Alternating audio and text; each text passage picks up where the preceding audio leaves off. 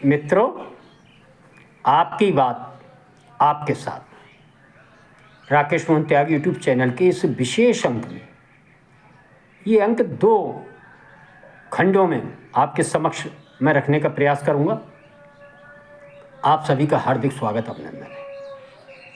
मित्रों, इस अंक के माध्यम से मैं इस 21वीं शताब्दी में भारतवर्ष के अंदर जो 21वीं शताब्दी के प्रथम 25 वर्ष जो हम सब ने व्यतीत होते देखे हैं, उसके अंदर ये सौभाग्य है हम सबका कि 21वीं शताब्दी की शुरुआती वर्ष में अर्धकुंभ, कुंभ और 25 वर्ष पूर्ण होते होते ये महाकुंभ का जो शुभ अवसर संपन्न होते हुए ये महाकुंभ हम सब इनको देखने का सौभाग्य प्राप्त कर रहे हैं। और इन 25 वर्षों में इन कुंभ और अर्धकुंभ के बीच देश की जनता, देश के विद्वज्जन, हमारे साधु संत, महामंडलेश्वर, पूज्य शंकराचार्य व नागा संतों ने और कुछ प्रभु की ऐसी कृपा रही कि इन 25 वर्षों में जो देश एक निराशा के भंवर में 21वीं शताब्दी आई थी, तत्कालीन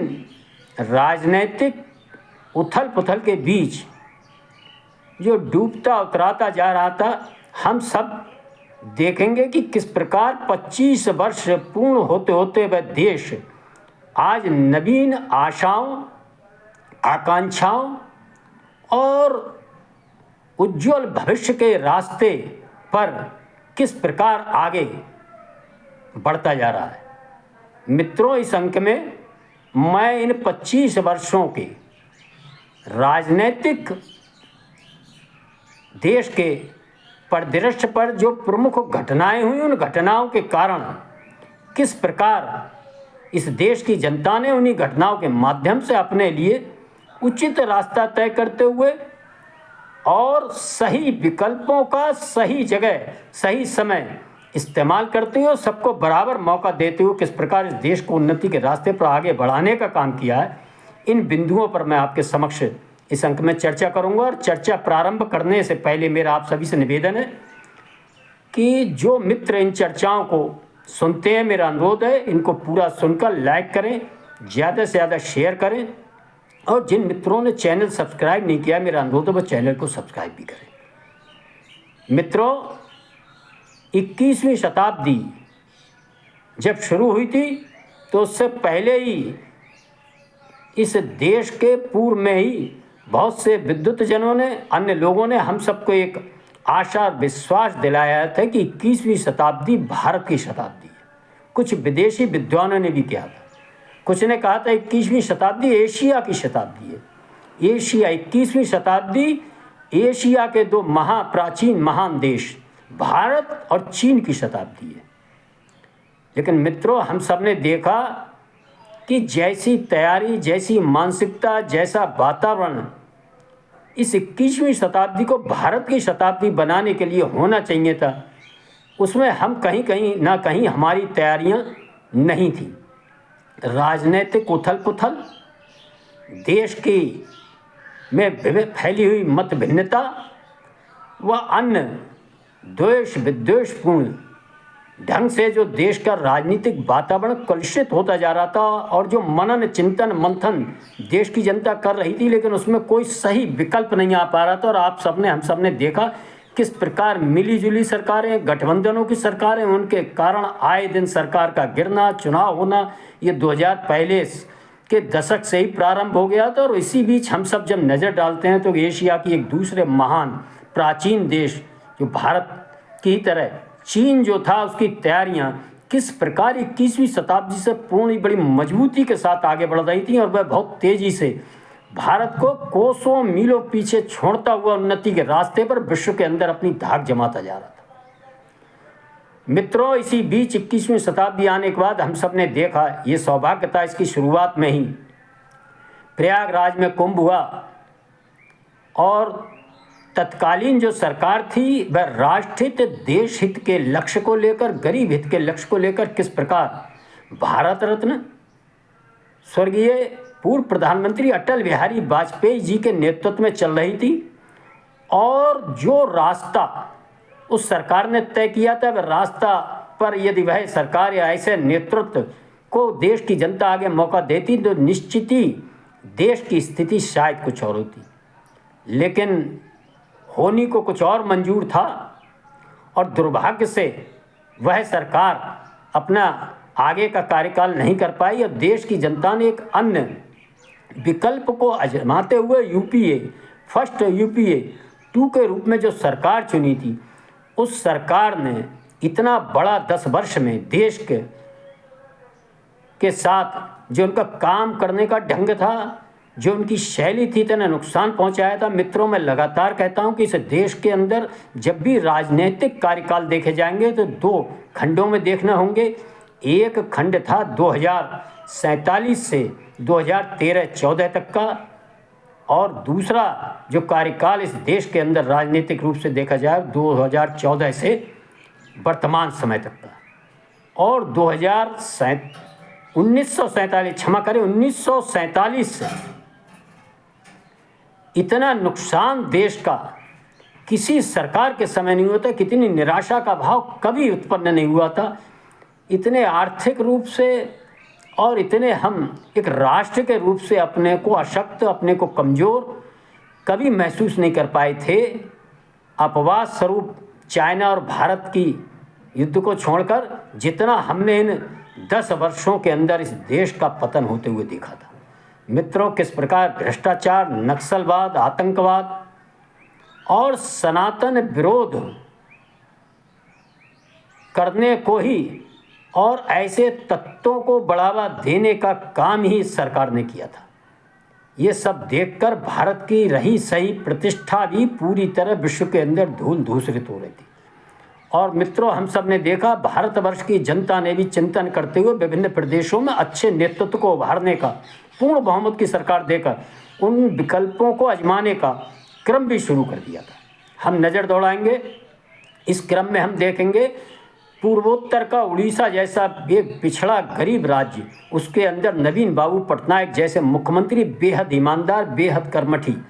बिना किसी शोर शराबे के किस प्रकार उन्होंने अपनी 23 वर्ष की मुख्यमंत्री की पारी उस भ्रष्टाचार के घोर काल में किस बेदाग तरीके से पूरी की थी, पूरी होते हुए हमने देखा था। किस प्रकार उड़ीसा राज्य उन्नति के पथ पर धीरे धीरे आगे बढ़ता गया था, किस प्रकार सुशासन के साथ उन्होंने गरीब हित के काम किए थे, यह भी देश की जनता ने देखा। और उड़ीसा की जनता ने लगातार चुनाव दर चुनाव ऐसे नेतृत्व को जिताने का काम किया था। मित्रों, इसी क्रम में हम देखेंगे, इसी कालखंड में, इन 25 वर्षों के प्रथम काल में सुदूरवर्ती पश्चिमी राज्य गुजरात के अंदर भी वर्तमान प्रधानमंत्री आदरणीय नरेंद्र मोदी जी भी मुख्यमंत्री के रूप में अपनी बेहद बिना किसी शोर शराबे के अपनी अद्भुत कार्यशैली, राष्ट्रहित, प्रदेश हित, गरीब हित सर्वप्रथम और निजी हितों को अलग रखते हुए किस प्रकार एक सुशासन देने का काम कर रहे थे, और गुजरात जैसे राज्य को देश के अग्रणी राज्यों में शामिल कर रहे थे। इसकी ओर देश की जनता का विशेष तौर से ध्यान गया था, और धीरे धीरे वे देश की जनता के बीच उसके मन मस्तिष्क में अपना स्थान बनाते जा रहे थे। मित्रों, देश के सबसे बड़े 2 सूबे उत्तर प्रदेश, बिहार, जो अराजक, जातिवादी,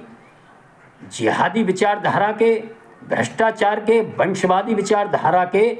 चंगुल में पूरी तरह फंसे हुए थे। गुंडागर्दी, छिनौती, दंगाई प्रदेश होने का एक इन पर टैग लग चुका था। ऐसे प्रदेश में भी यहाँ की जनता ने अन्य विकल्पों के बारे में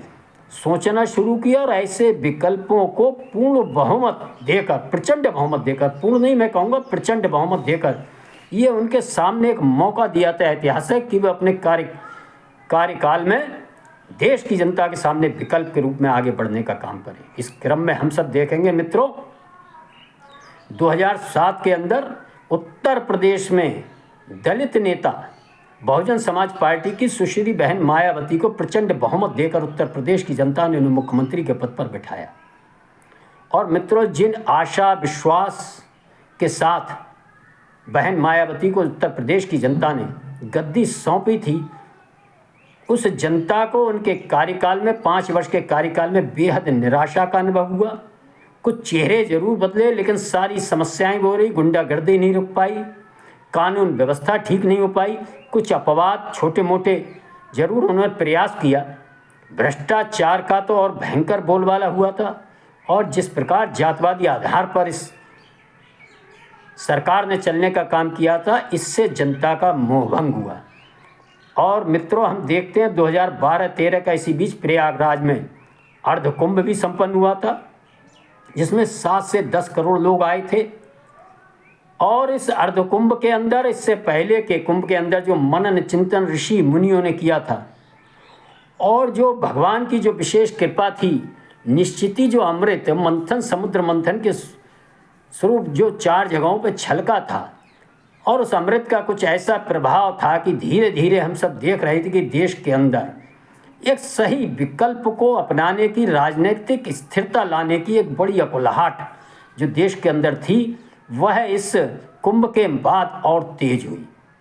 और मित्रों, हम सब ने देखा इसी उत्तर प्रदेश के अंदर वहाँ की जनता ने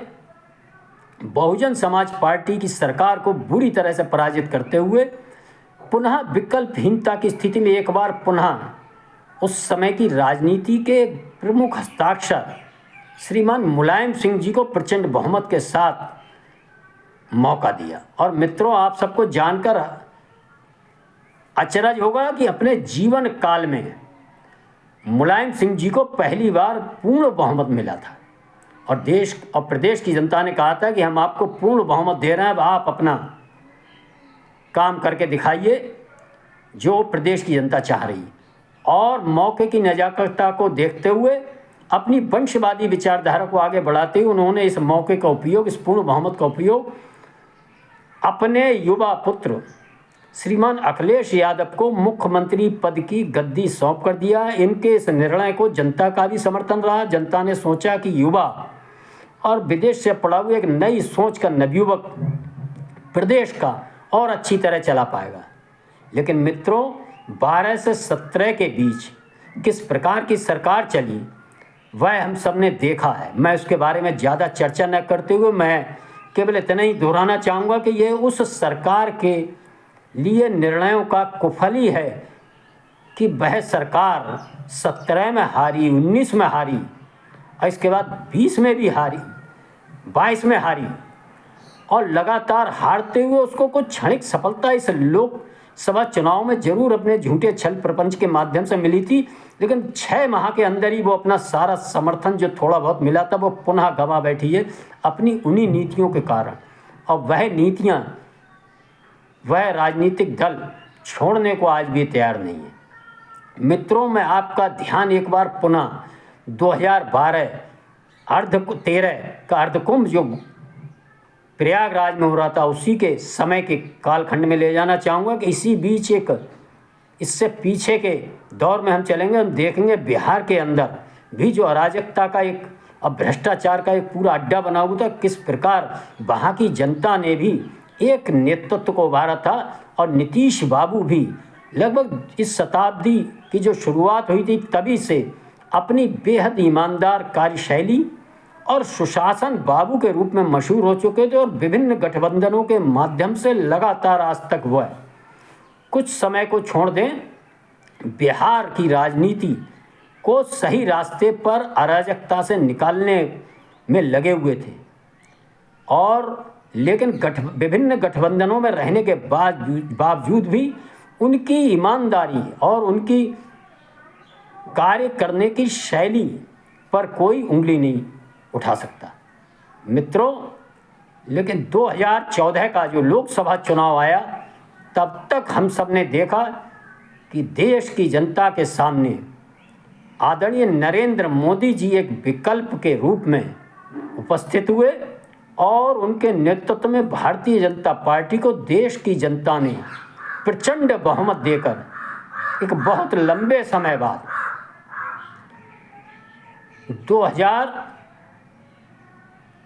1984 के बाद पहली बार पूर्ण बहुमत की केंद्र सरकार सौंपी। और मित्रों, इस सरकार ने निश्चित ही जनता की आशाओं आकांक्षाओं के अनुरूप कार्य करते हुए जिस प्रकार का कार्य किया, जो परिवर्तन देश के अंदर लाए, उन सारी चीज़ों की मैं चर्चा अगले अंक में करूंगा। और इसी का परिणाम था कि 2019 में दूसरा कार्यकाल भी देश की जनता ने सौंपा और इसी स्थिरता को आगे बढ़ाते हुए कुछ चेतावनी देते हुए 2024 में भी तीसरी बार आदरणीय प्रधानमंत्री नरेंद्र मोदी जी को देश की जनता ने जब कार्यकाल सौंपा और इस कार्यकाल के अंदर क्या क्या ऐतिहासिक काम हुए उनकी चर्चा मैं अगले अंक में करूंगा। लेकिन ये जो 144 वर्ष बाद महाकुंभ का जो अवसर उत्पन्न हुआ है, ये भी हम सबका सौभाग्य है कि हम सबके जीवन काल में ही उपस्थित है। और निश्चित ही जो आशा विश्वास जो आज 40 से 60 साल की उम्र के लोग हैं, जब देश की 21वीं शताब्दी शुरू हुई थी और जो आशा और जो तस्वीर हम सब देखना चाह रहे थे इस देश के भारतवर्ष की उन्नति के रास्ते पर चलने की, आप सब देख रहे होंगे कि इस महाकुंभ के अवसर पर हम सबको पूर्ण आशा और विश्वास है कि देश 2047 तक निश्चित ही अपनी यात्रा पर, एक सफलता की यात्रा पर, इस सारे संसार में अपनी गरिमा को पुनः प्रतिष्ठित करने की यात्रा पर, अपने देश को विकसित राष्ट्रों की प्रथम श्रेणी में लाने की यात्रा पर निकल चुका है। मित्रों, मैं आप सबका ध्यान इस ओर भी दिलाना चाहूँगा कि इसी भारत की जनता ने इन कुंभ और अर्धकुंभों के माध्यम से अपने जो सांस्कृतिक नेतृत्व, धार्मिक नेतृत्व का जो मनन चिंतन देश को लंबे समय से हजारों हजार वर्ष से कुंभ के माध्यम से जो मिलता था, उन संदेशों को ग्रहण करते हुए, उन संदेशों के आधार पर 12 वर्ष के मनन चिंतन और उन मनन चिंतन के उत्पन्न स्वरूप जो लक्ष्य हम सब ने निर्धारण किए, जो कार्यशैली हम सब ने निर्धारित की थी, हमारे पूज्य संतों, पूज्य महामंडलेश्वरों, पूज्य शंकराचार्यों व नागा बाबाओं ने उसको आधार बनाकर सर्वे भवन्तु सुखना सर्वे संत निरामया वसुधैव कुटुंबकम का भाव लेकर इस देश में सही नेतृत्व देने का काम जो शुरू किया था, वैसे देश के उत्तर पूर्वी राज्यों के अंदर आप सब देखेंगे किस प्रकार आसाम हो, अन्य प्रदेश भी, जिन प्रदेशों के बारे में भारतवर्ष की जनता ज़्यादा जानती भी नहीं, जिन प्रदेशों में भयंकर देश की आज़ादी से पहले ही धर्मांतरण का कुचक्र चल रहा था, ऐसे वनवासी गिरवासी क्षेत्रों में जिस प्रकार से इस देश की सनातन संस्कृति को उखेड़ने का काम चर्च व अन्य जिहादी ग्रुपों के माध्यम से कम्युनिज्म विचारधारा के आधार पर चल रहा था, उन सभी क्षेत्रों पर नज़र और उनके बारे में जानकारी रखकर और कैसे उनका प्रतिकार किया जाए, कैसे अपने प्राचीन समय में की गई कमियों को, दोषों को सुधार कर आगे बढ़ने का भी काम किया। ये हम सब उत्तर पूर्वी राज्यों व अन्य राज्यों में इस प्रकार की शक्तियों से जूझते हुए सनातन शक्तियों को देख सकते हैं मित्रों। और वहाँ किस प्रकार नेतृत्व वहाँ भी लगातार स्वहित, सनातन हित, गरीब हित और राष्ट्र हित के लक्ष्यों को लेकर आगे बढ़ रहा है। ये सब निश्चित ही प्रभु की कुछ विशेष कृपा है जो इस शताब्दी के प्रथम 25 वर्षों में इन कुंभ अर्ध कुंभ के माध्यम से अमृत रूपी जो कुछ बूंदें यहाँ छिटकी थीं, इस सनातन रूपी राष्ट्र को आप सब देख रहे हैं, इन 25 वर्षों में पुनर्जीवन देने का काम किया है। मित्रों, आज के इस अंक में मैं अपनी वाणी को विराम देता हूँ तथा आप सबसे मेरा निवेदन है कि इस अंक को पसंद आने पर अपनी कीमती राय कमेंट्स के माध्यम से ज़रूर दें और अगले इसके दूसरे भाग को जरूर सुने। मैं इन 25 वर्षों में आए राजनीतिक नेतृत्व के परिवर्तनों के फलस्वरूप हम सबके राजनैतिक, सामाजिक, आर्थिक और सांस्कृतिक जीवन में क्या क्या परिवर्तन आए, उन बिंदुओं पर आप सबके समक्ष चर्चा करूंगा। धन्यवाद। जय श्री राम, जय श्री वाल्मीकि भगवान। भारत माता की जय।